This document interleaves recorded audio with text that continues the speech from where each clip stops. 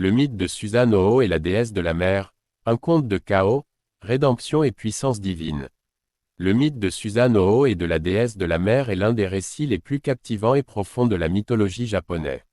Ce mythe mêle des thèmes de chaos, de rébellion, de pouvoir et de rédemption, illustrant la complexité des relations entre les dieux shinto et leurs interactions avec le monde des mortels et des forces naturelles. Susanoo, le dieu des tempêtes et de la mer, est une figure complexe et souvent turbulente, mais son parcours dans le panthéon shintoïque a également des aspects de protection et d'héroïsme. Susanoo, également orthographié Susanoo ou Susanoo, est l'un des principaux dieux du panthéon shinto japonais. Il est le frère d'Amaterasu, la déesse du soleil, et de Tsukuyomi, le dieu de la lune. Ensemble, ces trois divinités forment un trio puissant, chacun étant né des larmes du dieu primordial Izanagi, le créateur du monde, lors de son rituel de purification après son retour des enfers. Cependant, parmi ces trois divinités célestes, Susanoo est sans doute le plus rebelle et le plus imprévisible. Il est souvent associé aux tempêtes, à la mer déchaînée, aux forces de destruction, mais aussi à la fertilité et à la vie. Ce double aspect de sa personnalité fait de lui un dieu craint et respecté, vénéré pour sa capacité à déchaîner des tempêtes terrifiantes tout en étant capable d'apporter la pluie et la fertilité aux terres asséchées. Dès son jeune âge divin, Susanoo est décrit comme un être instable, souvent en colère et capable de créer le chaos. Ce comportement chaotique l'a souvent mis en conflit avec d'autres divinités, notamment sa sœur aînée, Amaterasu, avec qui il partage une relation particulièrement tumultueuse. L'un des épisodes les plus célèbres de la vie de Susanoo est son conflit avec Amaterasu, qui révèle sa nature destructrice. Après avoir été banni des cieux par leur père, Izanagi, pour avoir provoqué des catastrophes, Susanoo, furieux, se rend au royaume céleste de sa sœur pour lui dire adieu. Cependant, ses actions sont perçues comme une menace, car il est connu pour son comportement imprévisible. Dans une tentative de prouver ses intentions pacifiques, Susanoo propose à Amaterasu un concours pour voir qui pourrait créer le plus grand nombre de divinités. Après avoir gagné le concours, il entre dans une frénésie destructrice, il ravage les champs de riz d'Amaterasu, défèque dans son palais sacré et tue même l'un de ses chevaux célestes, un acte sacrilège qui choque tout le royaume céleste. Terrifié et furieux, Amaterasu se cache dans une grotte, privant ainsi le monde de la lumière solaire. Le retrait d'Amaterasu dans la grotte provoque une obscurité totale sur le monde, et les autres dieux sont désespérés. Finalement, les divinités réussissent à la faire sortir de la grotte en organisant un rituel sacré. Susanoo est ensuite puni pour ses actions. Il est banni du royaume céleste et envoyé sur Terre, un exil qui marque le début de sa rédemption. Après son exil du royaume céleste, Susanoo descend sur Terre, où il erre à travers les paysages du Japon ancien. C'est au cours de cette période d'errance qu'il entame sa rédemption.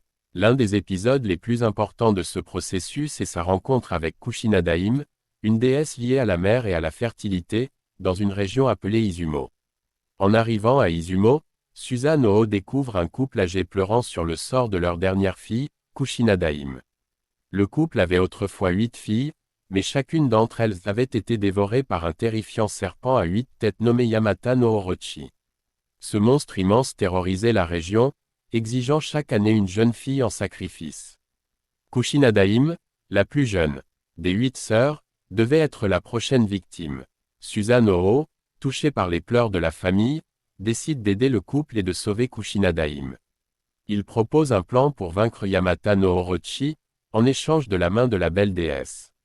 Le couple accepte, et Susanoo met alors en place une ruse pour affronter le serpent.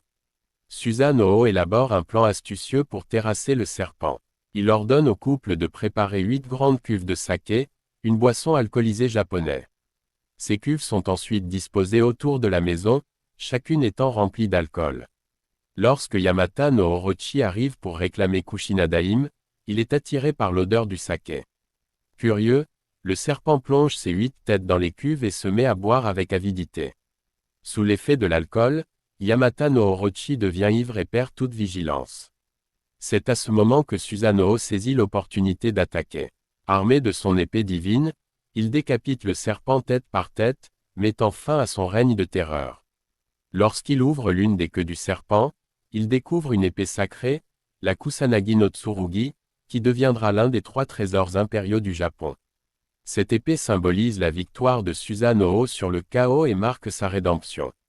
Ayant sauvé Kushinadaim et délivré la région de cette créature monstrueuse, Susanoo épouse la déesse, consolidant ainsi son rôle en tant que protecteur du peuple et dieu de la fertilité. Cette union marque un tournant dans la vie de Susanoo, qui devient dès lors une figure plus bienveillante et protectrice. Susanoo, bien qu'associée à la mer et aux tempêtes, n'est pas toujours perçu comme une divinité malveillante.